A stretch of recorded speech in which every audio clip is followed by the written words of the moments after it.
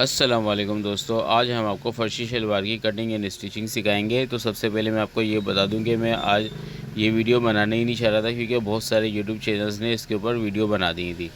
तो फिर मैं क्योंकि हमेशा कोशिश करता हूं कि मैं वो चीज़ बनाऊं जो यूट्यूब पे पहले से मौजूद नहीं हो।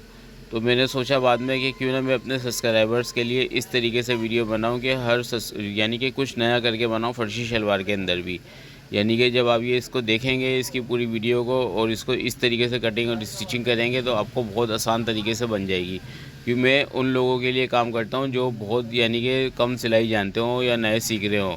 तो इसको देखने के बाद वीडियो को और इसके तरीके को इस पे अमल करने के बाद इसकी जो सिलाइयाँ लगी हुई है पैंचों पर, और जिस तरीके से इसकी बेल्ट चढ़ाई है, प्लेटें डाली हैं, तो हर बंदा आसानी के साथ इस वीडियो को यानी कि अपनी शलवार को बना सकता है बहुत ज़बरदस्त तरीके से। तो आपने वीडियो में देख लिया, ये सब डेमो के तौर पर है। आपने लंबाई चौड़ाई सब कुछ अपने हिसाब से रखनी है, ठीक है। इसकी लंबाई जो होती है ना, जो लंबाई आपने ले ली पेंट की जो लंबाई है उसके हिसाब से लेनी है, और फिर 1 इंच एक्स्ट्रा उसमें और बड़ा करना है, क्योंकि जैसे कि आपने ऊपर से लेके यहाँ पे बांधते हैं और ज़मीन तक नापना है। और जैसे 40 आ रहा है, आपने यहाँ से पेंट बांधी हुई है, बांधते हैं वहाँ से स्टार्ट करेंगे और इंची टेप को लेके जाएंगे ज़मीन तलक। और 40 लंबाई आ रही है तो इसमें एक इंच का एक्स्ट्रा और डाल देंगे। तो ये कलियाँ वगैरह ये इस तरीके से कट गई हैं। आसन का हिसाब अपने ले लिया है। पाइंचा आपने 12 इंच का रखना है, ठीक है। 12 इंच रखना है सिंगल में, डबल में सॉरी, और सिंगल में हो जाएगा 24 इंच का पाइंचा। तो ये ज़ीरो की बुकरम ले लिए दोस्तों। ये ज़ीरो की बुकरम हमने 8 इंच के लिए, नीचे से 8 इंच का एक्स्ट्रा बढ़ता हुआ निकाला है शलवार के अंदर। तो ये ज़ीरो की बुकरम 8 इंच के लिए, तो ये 8 इंच का हम इस पर रखेंगे। एक्स्ट्रा जो हमने निकाला है 4 इंच का निकाला है, 4 इंच के अंदर हम सिलाइयाँ लगाएंगे। तो ये ज़ीरो की बुकरम हम इस पर पूरी फ़ोल्ड करके चिपका देंगे। इसमें हम कोई कड़क बुकरम नहीं डालेंगे, क्योंकि इससे बहुत प्यारा यानी कि लुक आएगा। अभी मैं आपको आगे जाके बताऊंगा सिलाइयों का लुक किस तरीके से आएगा। पहले तो ये बता देता हूँ, अगर ये ज़ीरो की बुकरम आपको ख़रीदनी हो, क्योंकि ये क्वालिटी वाइज है, हमारी हर चीज़ क्वालिटी वाली होती है दराज के ऊपर, तो थोड़ी एक्सपेंसिव भी लगेगी आपको।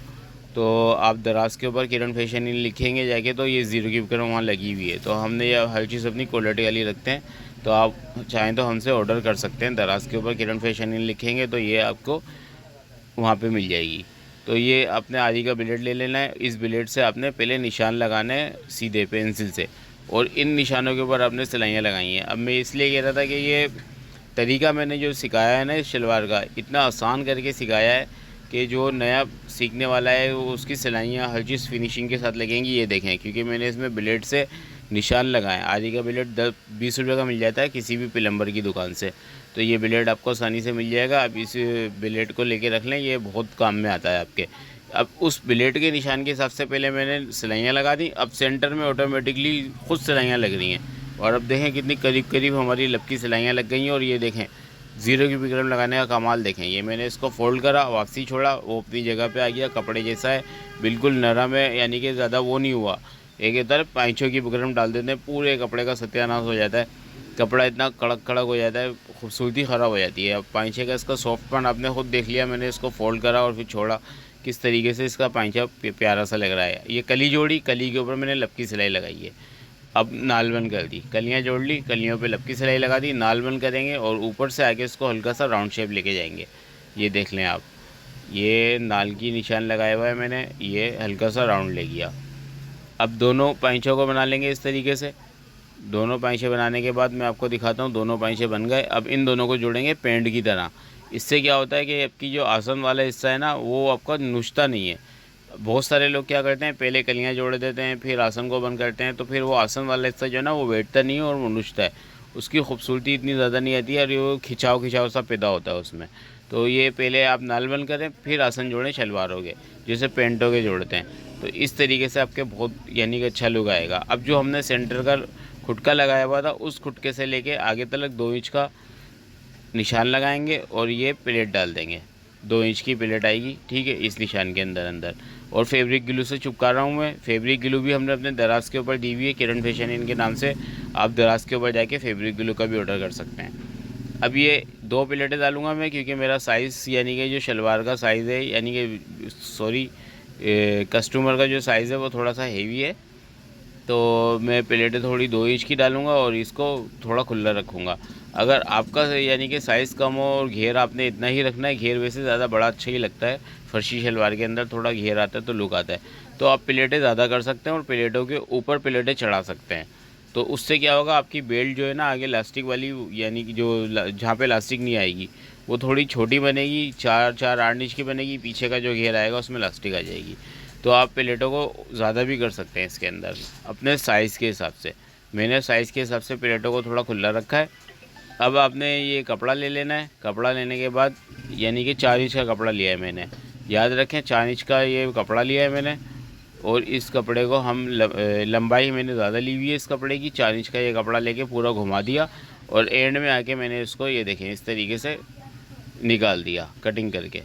और जो हमने पहले जहाँ से शुरू करा था ये देखें वो मैंने फ़ोल्ड करा हुआ है और उसके ऊपर मैं अब हल्की सी ये लपकी सिलाई लगा दूँगा।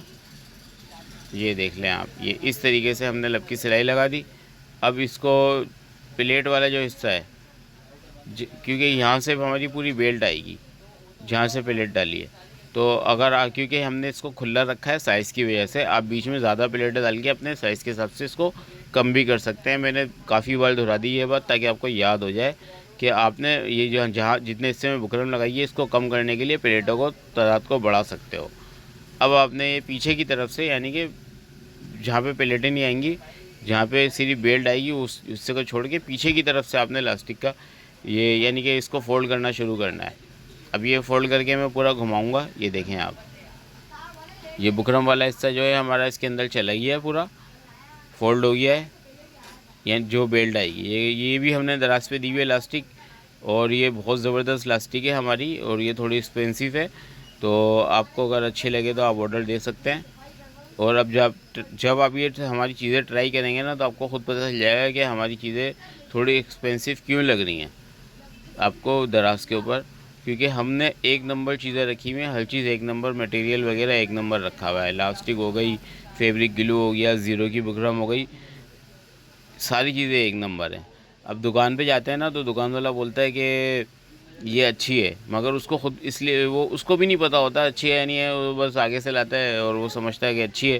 तो जब यूज़ करते हैं जब पता चलता है कि आपकी चीज़ अच्छी है या सही ख़राब है। तो हमने सारी चीज़ें यूज़ करी हुई हैं अल्हम्दुलिल्लाह, तो हमें इसलिए पता है कि हमारी प्रोडक्ट अच्छी है, एक नंबर है। तो ये इलास्टिक को इस तरीके से डालना है आपने, और जो आगे वाला हिस्सा था जहाँ पे हमने ज़ीरो की बुकरम चिपकाई थी वहाँ पे हम आलपिन से इसको अटैच कर देंगे, और जो हिस्सा खोला हुआ था हमने वहाँ से पेन को वापसी बाहर निकाल देंगे। अब जो आलपिन लगाई हुई है मैंने वहाँ पे आपने एक लाइन खींच के इसको यानी कि सॉरी लाइन सीधी लकीर से इसको पक्का करना है इलास्टिक को, और आलपिनों को निकाल लेना है। और जहाँ से इलास्टिक डाली थी इसके अंदर डाली थी हमने, वो हिस्से को भी बंद कर देना है। अब ये देख लें, अब इलास्टिक को सेट करना है खींचतान करके, सब जगह से बराबर हो जानी चाहिए इलास्टिक, और इसको अब सिलाई मारनी है इलास्टिक के सेंटर में। ये देखें इस तरीके से, अब इलास्टिक के सेंटर में सिलाई मारने के बाद मैं इसका फ़ाइनल लुक दिखाऊंगा प्रेस करने के बाद आपको। और ये देखें आप, ये पहले मेरी सिलाई पूरी कंप्लीट हो जाए, इलास्टिक की सिलाई हो गई कंप्लीट। तो अब इसका ये फ़ाइनल लुक देखें, इसकी प्लेटें देखें, इसके पाइचे का स्टाइल देखें। और इस मैंने शुरू में ही बोल दिया था कि मैं इस पर वीडियो नहीं बनाना चाह रहा था, मैंने इसलिए बनाई ताकि मेरे सब्सक्राइबर जो हैं वो आसानी से इसको स्टिचिंग कर सकें। तो मैंने बहुत आसान तरीके से आपको स्टिचिंग करने का तरीका बता दिया, पाइचा बनाने का, पाइचे की सिलाइयाँ बनाने का। तो इंशाल्लाह मिलेंगे नेक्स्ट वीडियो में। अल्लाह हाफिज़।